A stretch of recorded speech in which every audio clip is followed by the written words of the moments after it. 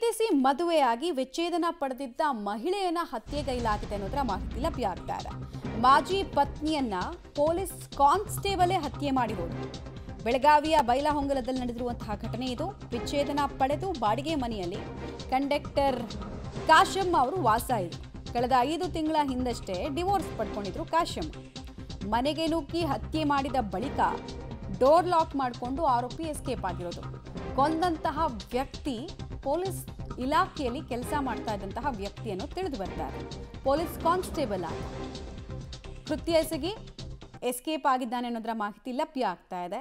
ಯಾರು ಕಾನೂನನ್ನು ರಕ್ಷಣೆ ಮಾಡ್ತೀವಿ ಅಂತ ಖಾಕಿ ತೊಟ್ಟಿದ್ರೋ ಅವರಿಂದಲೇ ಇಂಥ ಕೃತ್ಯ ಅಂದಾಗ ಸಮಾಜ ಆಘಾತಕ್ಕೆ ಒಳಗಾಗುತ್ತೆ.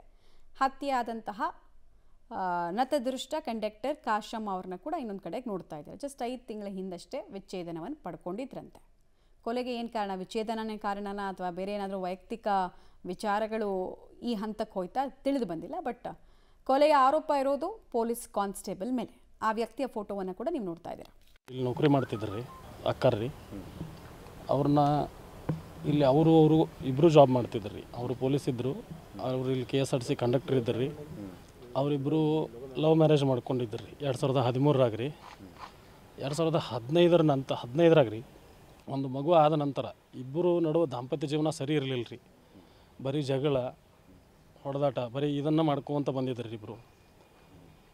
ಅವನಿಗೆ ಬೇರೆ ಚಟಗಳು ರೀ, ಕುಡಿ ಚಟ, ಇಂಥವು ಇಸ್ಪೆಟ್ಟು ಏನೋ ಒಂದು ಚಟ, ಬೇರೆ ಚಟ ಅಂಟ್ಕೊಂಡ ಅವ ಬರೀ ಅವಳು ದುಡ್ದಿದ್ದ ಪಗಾರನಾಗನ ಬದುಕುವಂಥ ಜೀವನ ನಡೆಸತ್ತಿದ್ರಿ. ಪೊಲೀಸ್ ಇದ್ರಿ.